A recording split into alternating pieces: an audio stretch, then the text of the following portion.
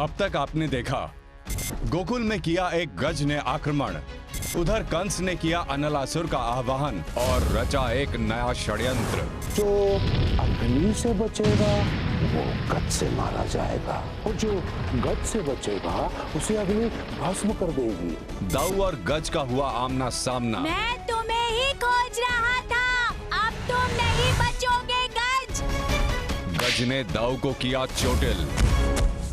वहीं राधा के मैया बाबा कर रहे राधा के जन्म दिवस की तैयारी। ये बताओ कि गोकुल में कदम के वृक्ष कहाँ मिलेंगे? आज घर जाते समय मुझे कुछ कदम के पुष्प घर लेके जाने, कल राधा का जन्म दिवस है इसलिए। और घटी एक विचित्र घटना, वृषभान हुए विचलित।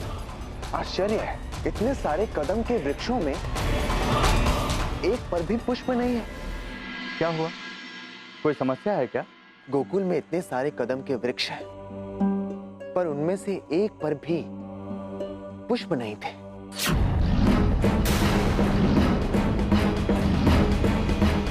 राधा के जन्मदिन के उपलक्ष्य में मैंने पूजा और जन्मोत्सव का आयोजन किया है, पर उन पुष्पों के बिना सब अधूरा है।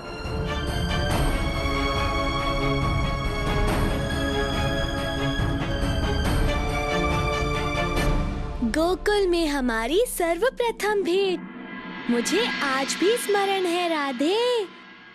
लगता है वर्षा आरंभ होने वाली है। मुझे अपनी गायों को एकत्रित कर लेना चाहिए था, किंतु कान्हा को अकेले कैसे छोड़ सकता हूँ? अब क्या करूं? क्या मैं आपकी सहायता कर सकती हूँ?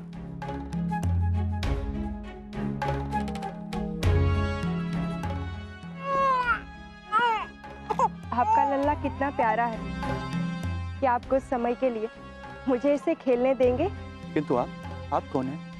मैं दूर गांव से यहाँ हरि मंदिर के दर्शन करने के लिए आई हूँ, परंतु आपके लल्ला को देखकर मेरा मन हो गया इसके साथ खेलने का। ठीक है बहन, लीजिए। लाइए दीजिए। कुछ क्षण के लिए मेरे लल्ला के साथ खेलिए, मैं अपनी गायों को एकत्रित करके आता हूँ।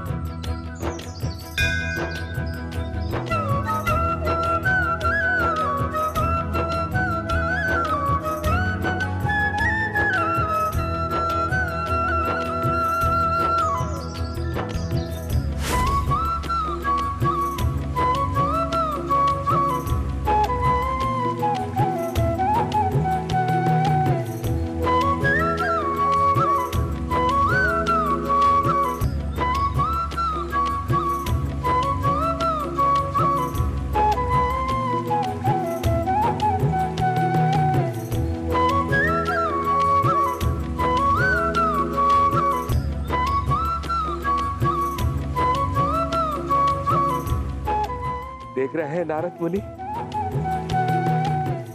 इस मनोहर दृश्य को देखने के लिए 6000 वर्षों तक प्रतीक्षा की है मैंने।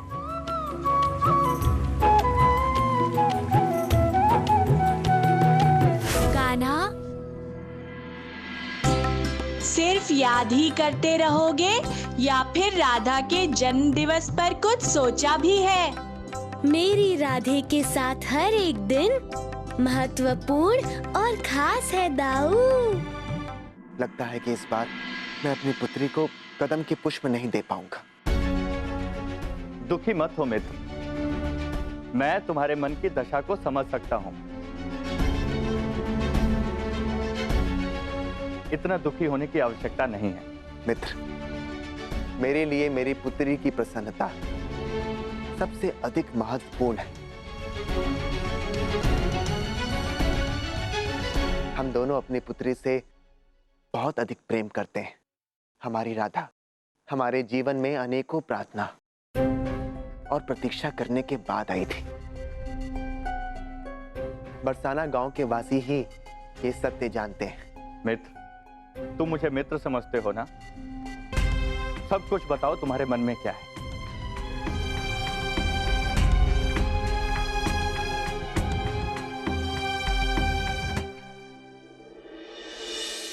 कान्हा,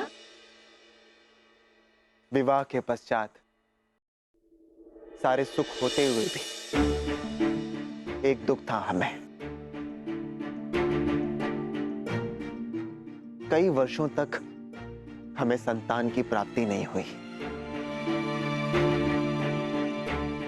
संतान की प्राप्ति के लिए ना जाने हमने कितने जप, कितने तप किए, कई साधु, कई महात्माओं से मिले।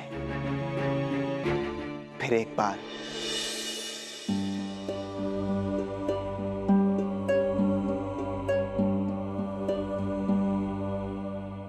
क्या हुआ महात्मन? आप मौन क्यों हैं? संतान प्राप्ति में कोई बाधा तो नहीं? कुंडली में किसी प्रकार का कोई दोष तो नहीं है ना? चिंता मत करे वृषभान, तुम दोनों को एक पुत्री की प्राप्ति होगी।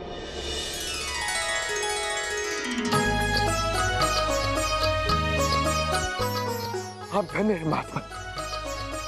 ये सुंदर क्षण हमारे जीवन में यथाशीघ्र आए, बस यही कामना है। आप धन्य हैं। इस हेतु आपको एक यज्ञ करवाना पड़ेगा और इस यज्ञ को मैं पूर्ण करवाऊंगा। इस प्रकार उन महात्मा के सानिध्य में यज्ञ किया गया और ये यज्ञ 3 दिन तक चला। अच्छा, फिर क्या हुआ?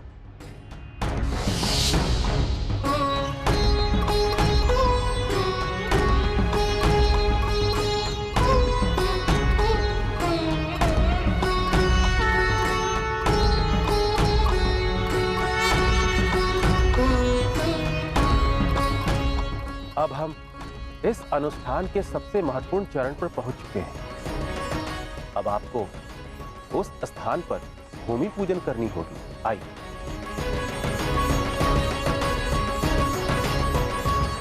अब आप इस भूमि को खोदना आरंभ कीजिए। जी गुरुदेव।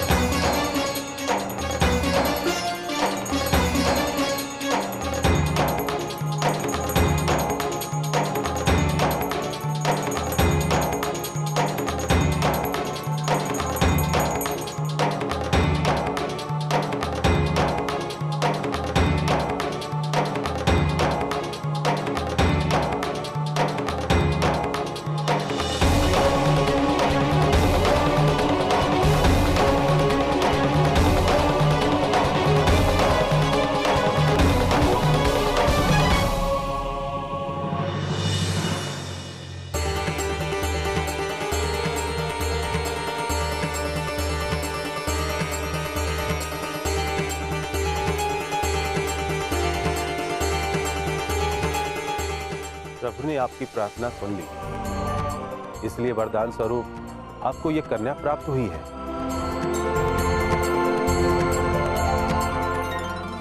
धन्य है प्रभु। महात्मन, आपका कोटि कोटि आभार।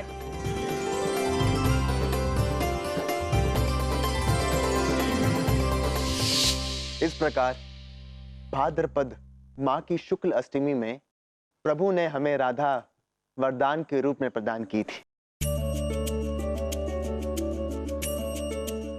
और इसीलिए ये दिन हमारे लिए सबसे अधिक महत्वपूर्ण है। मित्र, राधा मेरे जीवन का सबसे बड़ा सुख है। उसकी छोटी छोटी मनोकामनाओं को मैं पूर्ण करता हूं और यदि आज मुझे कदम के पुष्प नहीं मिले तो मेरी पुत्री उदास हो जाएगी। नहीं मित्र, ऐसा नहीं होगा। मैं पुत्री राधा के लिए कदम के पुष्प अवश्य मंगवाऊंगा। नंदू, अपने साथियों के साथ वन में जाओ और कदम के पुष्प शीघ्र ही लेकर आओ।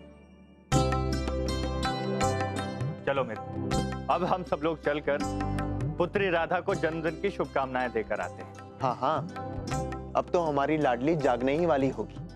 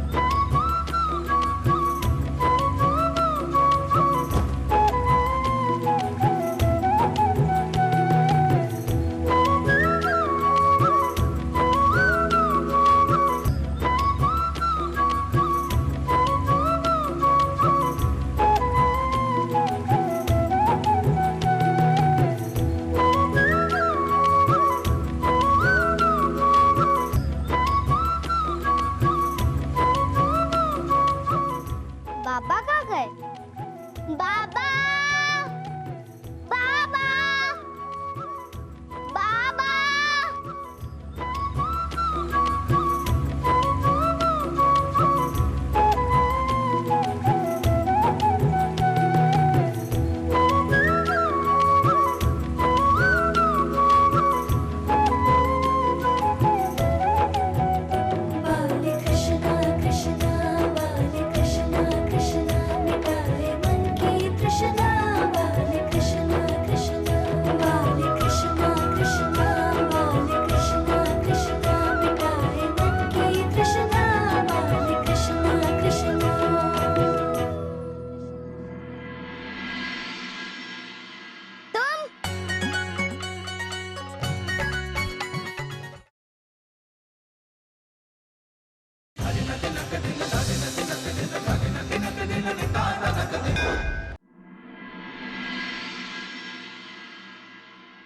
मेरे सिवा और कौन गोकुल में ऐसी बांसुरी बजा सकता है?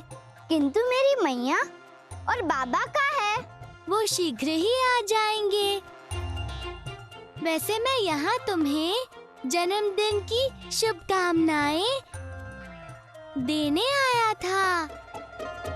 जन्मदिन की ढेर सारी बधाई राधा। ठीक है, अब तुम जा सकते हो। आज के दिन मैं सबसे पहले अपनी मैया और बाबा से मिलती हूँ। कैसी निष्ठुर हो तुम राधा। इतने श्रम से मैं तुम्हारे लिए ये कदम्ब के पुष्प लाया हूँ। पूरे गोकुल में तो एक पुष्प ना मिला। फिर मुझे इन पुष्पों के लिए दूसरे गांव जाना पड़ा। और तुम्हें देखो, कोई आभार ही नहीं है। मुझे धन्यवाद कहने के स्थान पर अपने घर से बाहर निकाल रही हो। हाँ। मैं तो तुम्हें अपनी सखी मानता हूँ राधा। हाँ। सखी मानते तो बड़ी बड़ी डिंगे नहीं हाँकते कान्हा। ये सभी पुष्प तुम नहीं, मेरे बाबा लाए हैं मेरे लिए। बाबा मेरे हर जन्मदिन पर ऐसा ही करते हैं। राधा,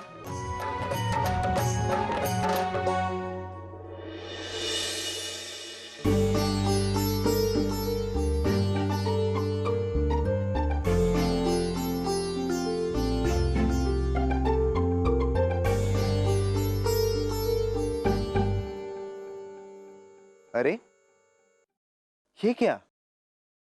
ये पुष्प कहाँ से आए? काका, ये मैं लाया हूँ राधा के लिए।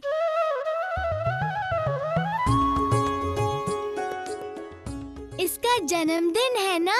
परंतु कैसे? मुझे तो गोकुल में एक भी पुष्प नहीं मिला।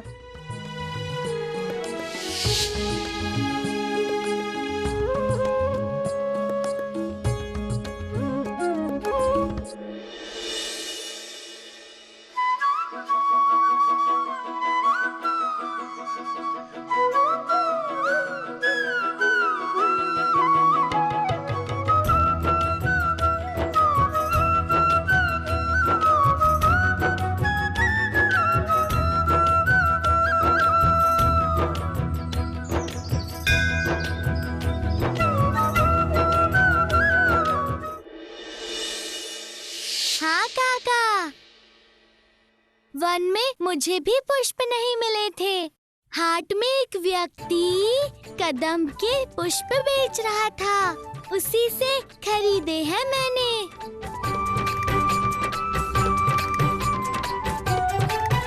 झूठ झूठ झूठ। ये सब पुष्प मेरे पापा लाए हैं। मेरे कक्ष में भी स्वयं उन्होंने ही रखे हैं कान्हा, है ना मैया? आओ मैया, स्वयं देख लो।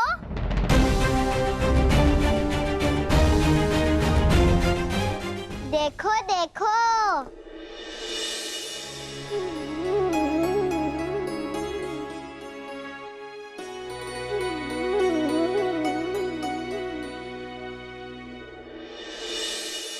मैया अब मैं जाता हूँ।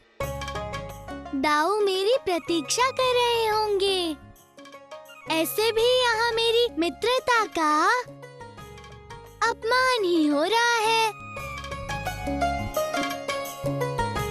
राधा, कान्हा सत्य कह रहा है। पुष्प मैं नहीं, कान्हा लेकर आया है।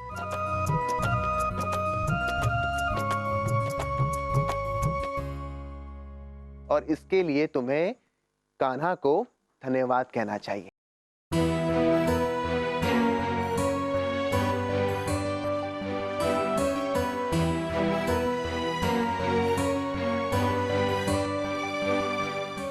अरे, ये कहाँ चली गई?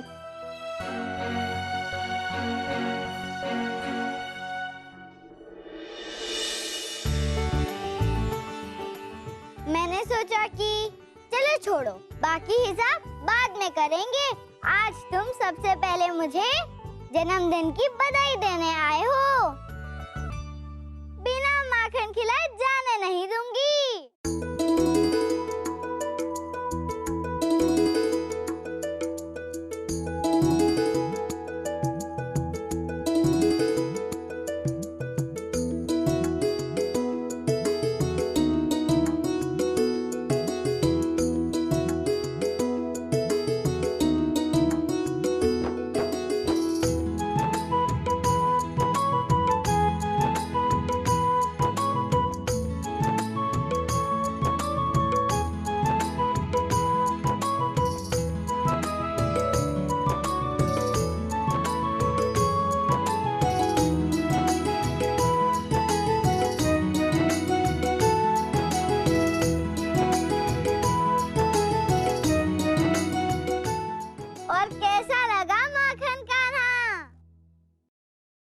ये राधा बीना कुछ कम नहीं है।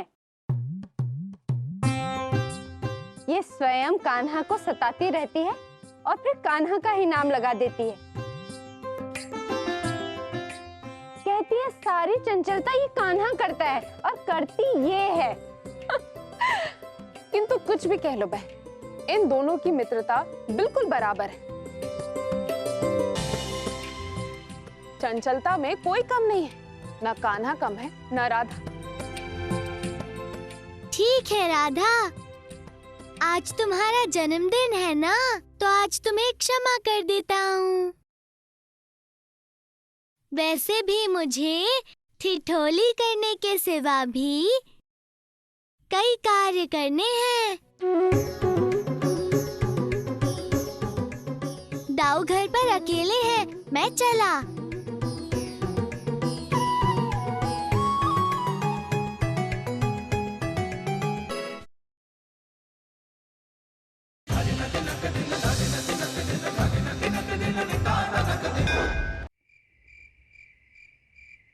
बस कान्हा, मुझसे और विश्राम नहीं होता।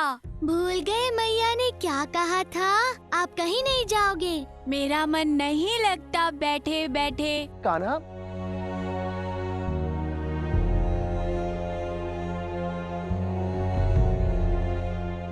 अरे राधा, तुम आज जन्मदिन है ना तुम्हारा? तुम्हें जन्मदिन की अनेक शुभकामनाएं। धन्यवाद दाऊ। आज तुम मेरे घर मुझे बधाई देने नहीं आए, तो मैंने सोचा कि मैं यहीं आ जाऊं। अब अब मैं आ गई, तो आप विश्राम कीजिए। मैं अब और कितना विश्राम करूं? मैंने कहा ना मुझे कुछ नहीं हुआ। ये तो साधारण सी चोट है।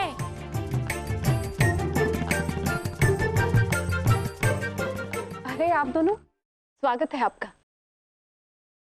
हाँ भाभी, हम तो बस बलराम की कुशलता पूछने के लिए चले आए। कान्हा, मैं और सहन नहीं कर सकता। मैं ठीक हूँ। यहाँ घर में और रहा नहीं जाता। दाऊ, ये तुम्हारा दंड है। खूब समझाया था मत करो दाऊ, वो काम मत करो। पर तुम नहीं माने ना, तो भुगतो अब विश्राम करके। नंदराज, नंदराज, गोकुल पर संकट बढ़ता ही जा रहा है। आग तेजी से गोकुल की ओर बढ़ रही है और सूचना मिली है कि कुछ गोकुलवासी भी आग की चपेट में आ गए हैं।